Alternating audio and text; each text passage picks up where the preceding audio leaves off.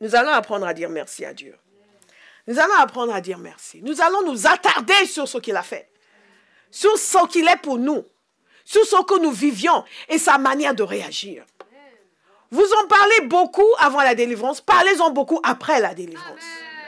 Parlez-en encore plus après la délivrance. Parce qu'il y a des gens, quand ils viennent, vous savez exactement ce qu'ils vont vous dire. C'est la même chose qu'ils vous disent depuis. À chaque fois que vous le voyez, oui, mais tu sais, je demande à Dieu de faire ça pour moi. Oui, mais tu sais, je demande la prière pour ça. Oui, mais vous savez tout. Vous pouvez le 1, 2, ok, tu veux la prière. 1, 2, 3, 4, 5, je sais.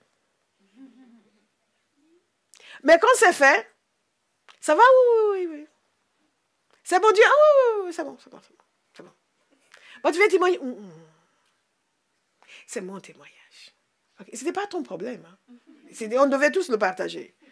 Après, c'est, non, c'est mon témoignage. God punish the devil. C'est notre témoignage à tous. Alléluia. Surtout, prenez le temps de dire, Seigneur, je viens te dire merci. Et vous lui mettez en clou au diable, vous l'enfoncez encore plus. Satan s'était déchaîné contre moi, Seigneur. La maladie m'avait envahi. Le matin, j'avais mal à la tête. L'après-midi, j'avais mal aux pieds. Le soir, j'avais mal à l'orteil. Mais toi, alléluia, alléluia, alléluia, alléluia. Et vous le dites, beaucoup le diable entend. Comment on faisait à l'école? On t'a eu, Jésus t'a eu. Célébrons le Seigneur.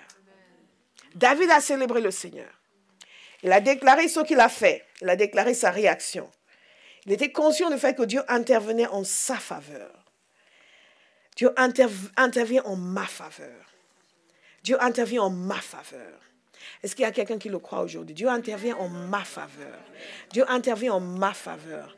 Dieu intervient en ma faveur. Dieu intervient en ma faveur. Dieu intervient en ma faveur. Dieu intervient en ma faveur. Alléluia.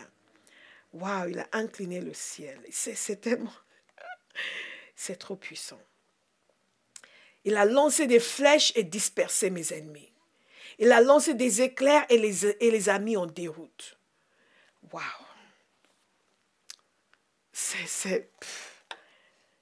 Donc, il ne s'est pas contenté de crier, il a agi. Il a agi contre mes adversaires. Et vous devez le dire à chaque fois. On avait prédit que j'allais échouer dans ma vie. On avait pensé que je n'allais pas réussir à quoi que ce soit. Mais moi, j'en étais convaincue. Je pensais qu'il n'y avait pas de solution pour moi. Mais j'ai crié à l'Éternel. Et il m'a entendu. Et il a réagi violemment. Et il a dit non. Tout ce que tu touches sera prospère. Je te bénirai dans toutes les œuvres de tes mains. Il a libéré sa parole sur ma vie. Et il a agi avec puissance. Et il m'a sorti du chemin de l'échec. Quelqu'un va dire merci au Seigneur.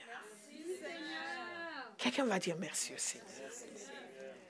Vous savez, j'avais dit au début de cette série que les actions de grâce sont puissantes. Nous devons remercier constamment les gens qui nous aident. Et que parfois, quand nous remercions les gens, nous les remercions alors qu'ils nous ont aidés sans que nous méritions. Parfois, les gens nous aident en retour pour ce que nous avons fait pour eux. Mais même là, nous devons dire merci parce qu'ils peuvent toujours décider de ne rien faire. Il y a des gens que vous avez aidés qui font comme s'ils ne vous connaissent pas. Vous avez aidé les gens qui vous voient et traversent la rue.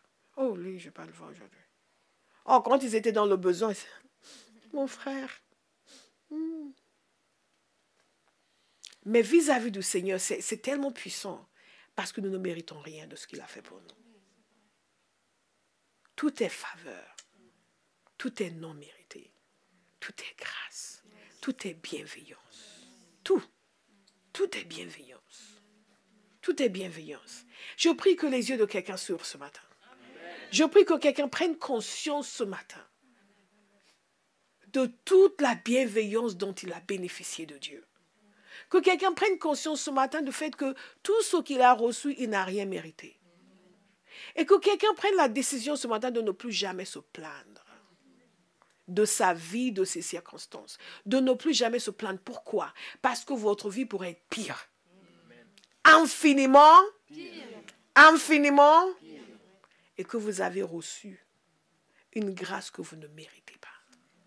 Et David, il était conscient de ce que Dieu a fait pour lui. Nous allons rester conscients de ce que Dieu a fait pour nous, quel que soit le lieu où nous sommes, quelles que soient les circonstances que nous vivons. Et nous allons épuiser les forces qui se liguent contre nous en racontant à l'infini la bonté de notre Dieu. Quand le diable cherche à vous démoraliser, vous décidez de le démoraliser, lui. Démoralisez-le avec des actions de grâce. Démoralisez-le avec des louanges. Démoralisez-le en affirmant votre foi dans votre Dieu. Oui, mais comment tu vas faire? Mon Dieu fait. Je sais en qui j'ai cru. L'apôtre Paul dans le bateau. Il faisait naufrage. Il n'a pas dit, mais Seigneur, tu m'as dit d'aller à Rome. C'est quoi encore cette histoire?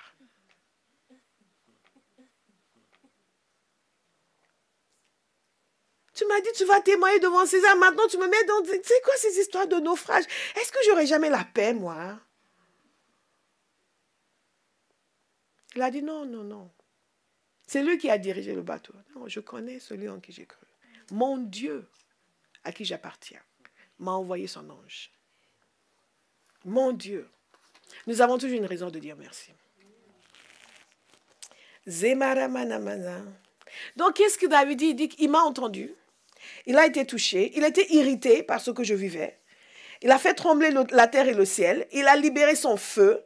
Il est descendu lui-même. Il s'est manifesté puissamment et majestueusement. Il a tonné du ciel. Il a agi contre mes adversaires.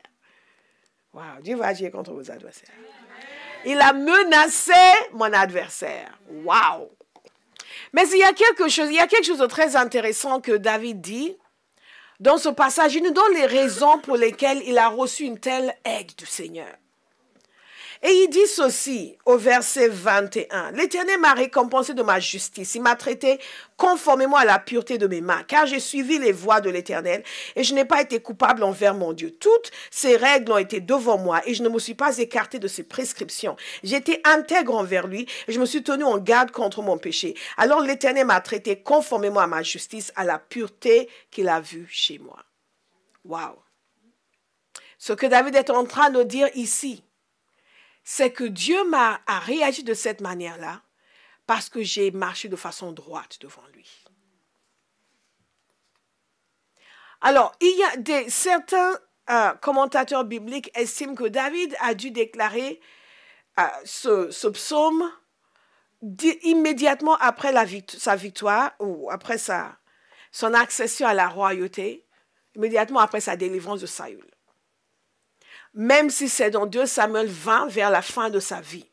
D'autres estiment que c'était vraiment cela, que c'est quelque chose qu'il a dit plusieurs fois.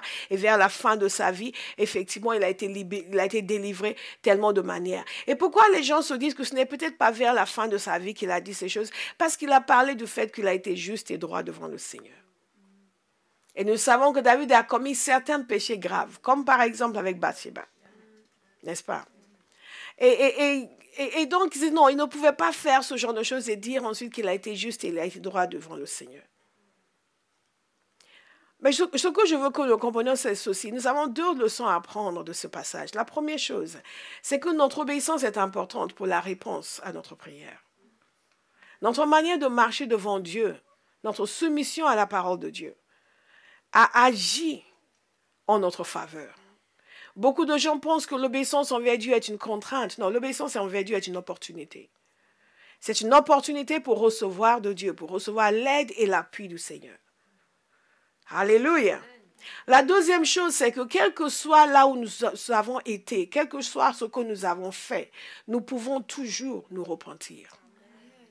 Et que quand nous nous repentons, Dieu nous prend et il efface nos péchés et les éloigne de nous. Il fait comme si nous n'avons jamais péché. Et il décide de ne pas en garder le souvenir. Est-ce que vous me suivez? Et même avant Bathsheba, si un homme comme David pouvait dire que sa main, qu'il était droit devant le Seigneur, c'est certainement parce que c'était un homme qui connaissait le sens de la repentance. Et c'est un homme qui a su prier, délivre-moi des péchés cachés. Nous voyons l'inverse chez beaucoup d'enfants de Dieu qui sont constamment en train eux-mêmes d'enfuir leurs péchés et le cacher. et refuser d'admettre leur tort. Beaucoup de problèmes que les gens ont entre eux, c'est parce que les gens ne veulent pas admettre quand ils ont mal agi. Ils vont essayer d'argumenter. Ils disent, oui, mais bon, je sais que je t'ai dit ça, mais toi aussi, hein, mais écoute, hein, moi aussi, quand on me parle comme ça, moi aussi, je réagis. Hein. Moi aussi, ah non, attends, on est chrétien, mais c'est pas une raison.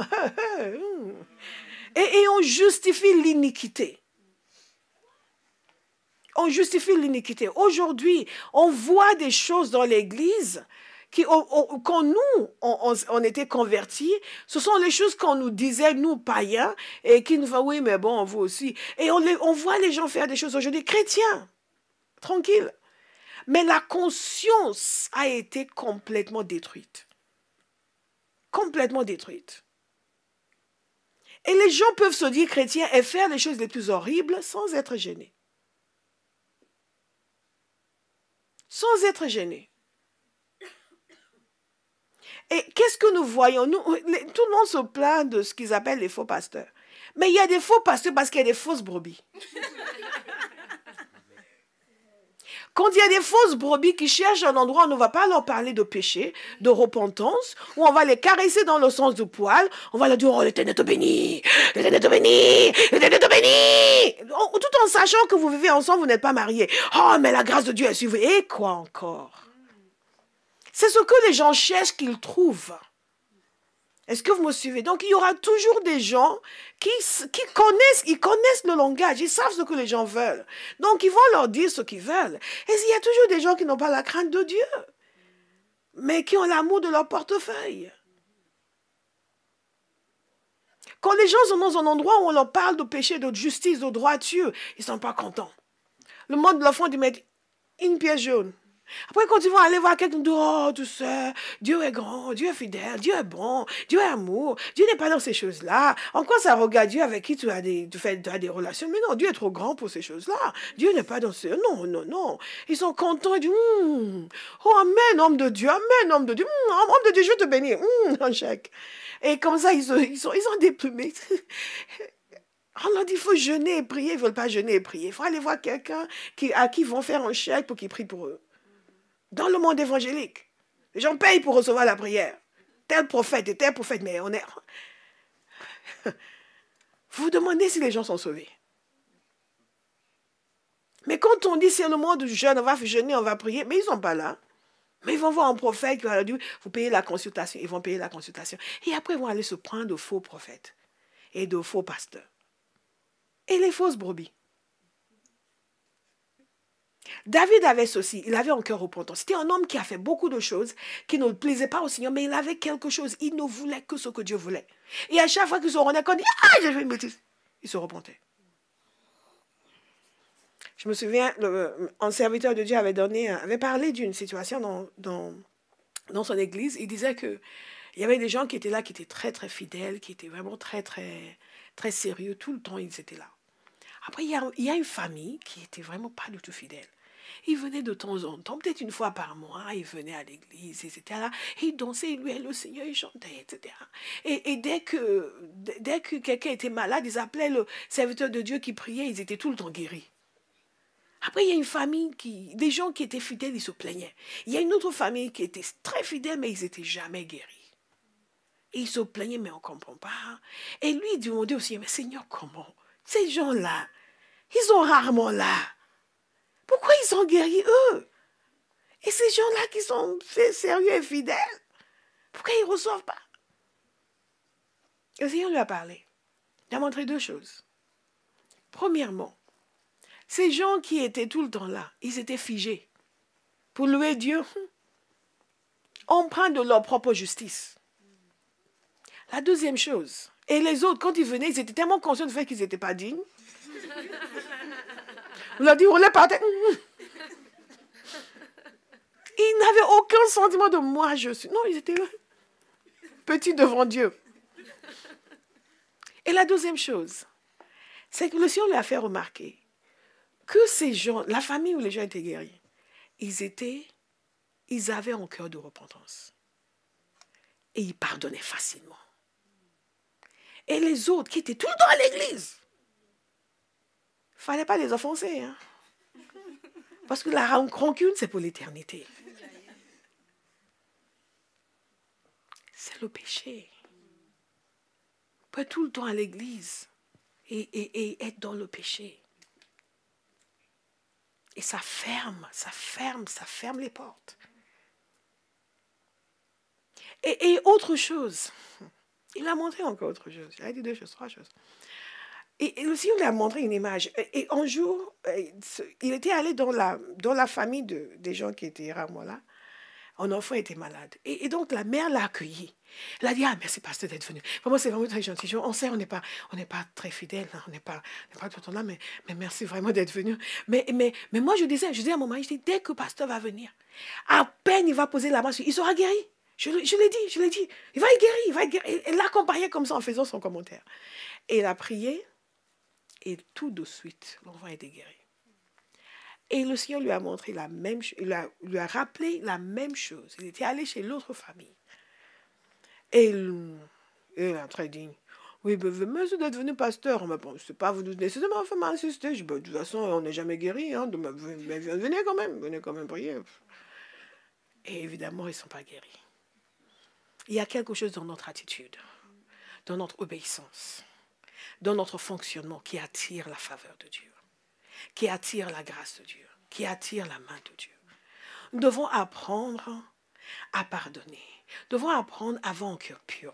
Nous devons apprendre à avoir les mains pures. Nous devons apprendre à marcher droit devant Dieu.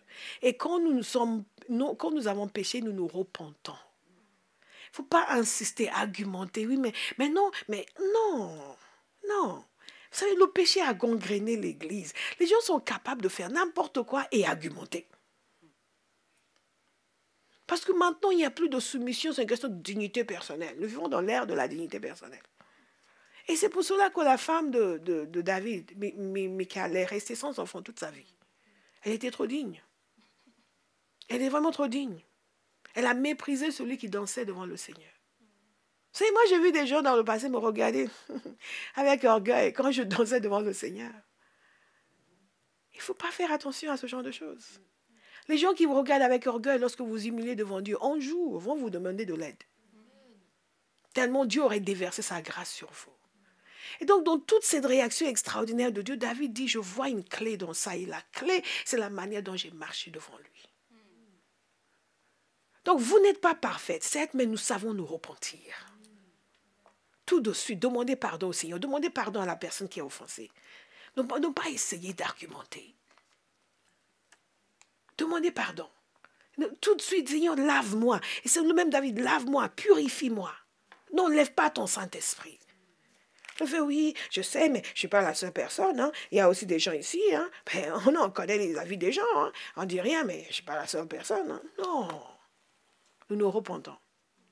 Très rapidement, je vais vous donner les points qu'il a évoqués sur ce que Dieu a fait pour lui. Si le Seigneur le permet, nous reviendrons dessus la semaine prochaine parce que j'avais l'intention de rester longuement dessus. Mais le temps est passé. Ensuite, la 4e chose, c'est qu'il a dit ce que Dieu a fait pour lui. Vous voyez, il a dit qui Dieu était pour lui. Il a dit ce qu'il avait vécu. Et il a dit comment Dieu a réagi. Et pourquoi. Ensuite, il dit ici ce que Dieu a fait concrètement. Il a dit, il m'a délivré. Il m'a retiré de grandes eaux. La première chose, c'est la délivrance. Il m'a délivré des adversaires puissants. Il m'a mis au large. Il m'a sauvé parce qu'il m'aime. Ah, il y aura des choses à dire. Il m'a délivré. Il m'a sauvé parce qu'il m'aime. Je veux encourager quelqu'un cette semaine à s'attarder sur les bienfaits de Dieu. Il m'a délivré de mon adversaire puissant. Combien de fois vous avez eu l'impression que vous n'allez pas pouvoir vous en sortir? Combien de fois vous êtes senti submergé par les défis, par les difficultés? Et quand Dieu est venu, vous avez fait « Ah Seigneur, merci !» Vous étiez soulagé.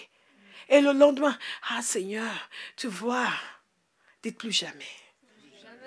Je vais m'attarder désormais sur la bonté de Dieu. » Quand vous avez un adversaire qui semble trop puissant pour vous, qu'est-ce que vous faites? Vous criez à Dieu.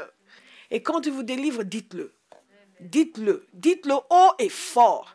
Dites-le à qui veut l'entendre et à qui ne veut pas l'entendre. Dites-le, c'est votre témoignage. S'il ne veut pas l'entendre, qu'il s'éloigne. Vous allez célébrer votre Dieu. Il m'a délivré des adversaires puissants. Et il parlait de sa bonté. Il a accordé de grandes délivrances à son roi. Il agit avec bonté envers celui qu'il a désigné par onction. Cette conscience de la bienveillance de Dieu à son égard est quelque chose qui doit nous habiter. Dieu est bienveillant à mon égard. Dieu est bienveillant à mon égard. Dites-le, méditez-le et déclarez-le. Merci Père parce que tu es bienveillant à mon égard. Beaucoup de chrétiens évangéliques aujourd'hui n'ont pas cette conscience du fait que Dieu est bienveillant à leur égard. Les circonstances ne déterminent pas l'amour de Dieu. Vous me suivez? Alléluia. Et je l'ai toujours dit, l'amour de Dieu ne veut pas dire une vie sans difficulté. Non, ne mettez pas en doute l'amour de Dieu parce que vous avez des difficultés.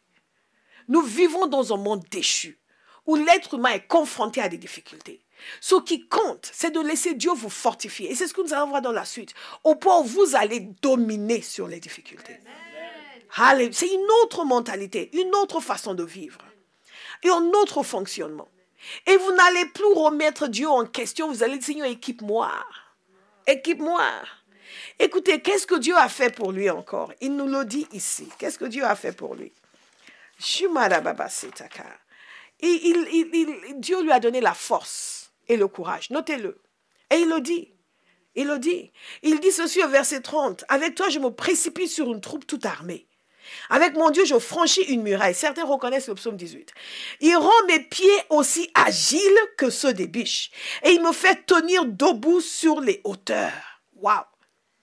Il me donne la force, il me donne le courage. Il me donne la capacité d'affronter les circonstances. Il rend mes pieds semblables à ceux des biches. Il me fait marcher. Il me fait marcher sur les lieux élevés. L'Éternel est ma force. Alléluia. Alléluia.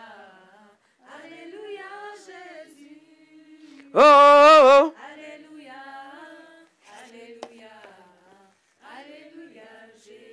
Pour ceux qui ne savaient pas que ce chant vient du chant de David, maintenant vous le savez.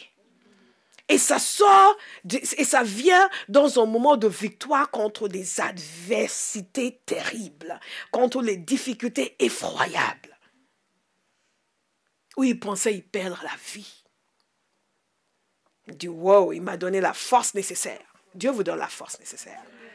Il m'a donné le courage nécessaire. Dieu vous donne le courage nécessaire. Alléluia. Au lieu de pleurer quand vous avez un problème, dites à Dieu de vous rendre plus fort que le problème. Amen. Alléluia.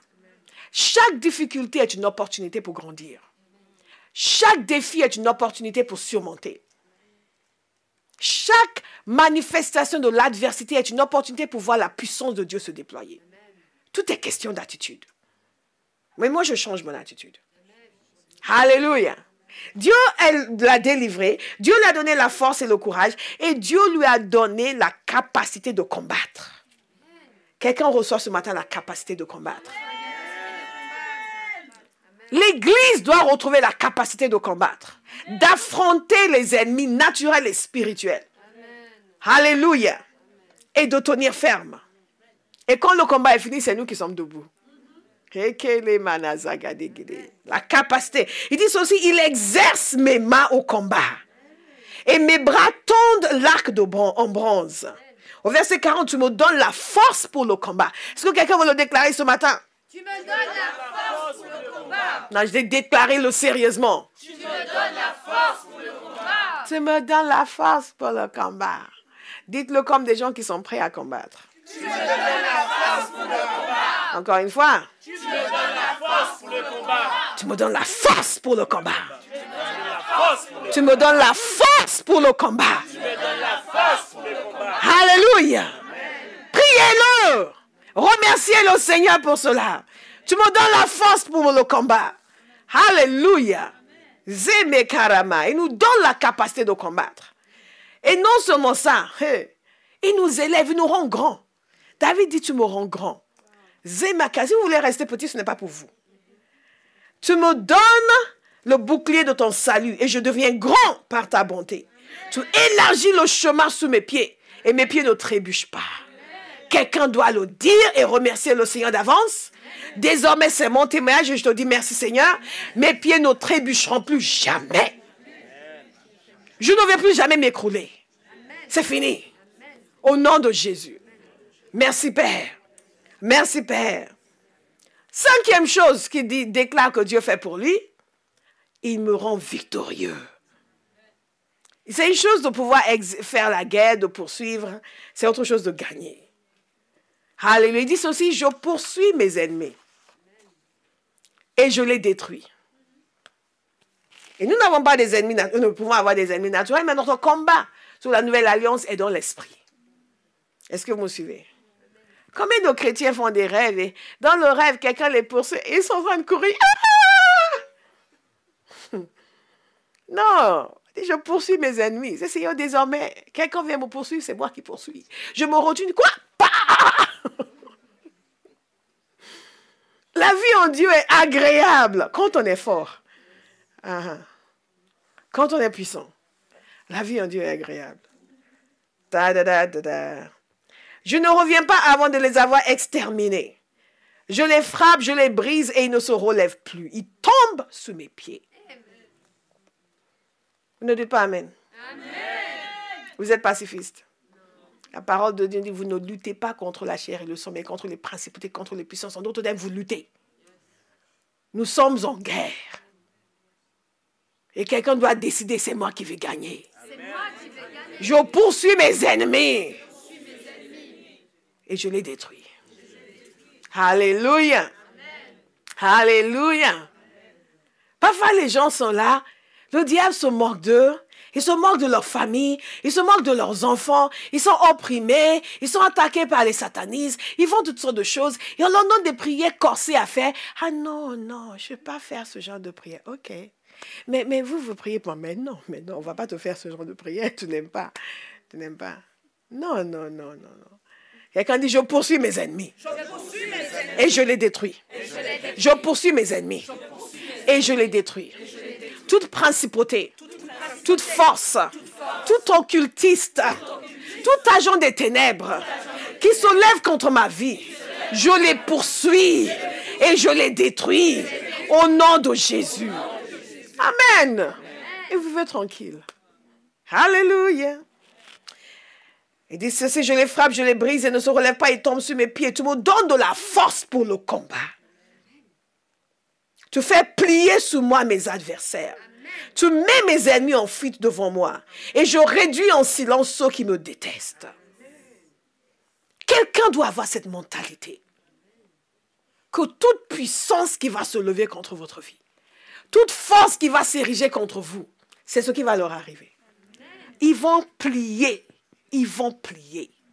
Ils vont plier. Ah, makerebada sagado de chocoté kata. J'aime gagner. J'aime gagner. J'aime gagner. Vous n'êtes pas fait pour être dominé. Nous sommes faits pour dominer.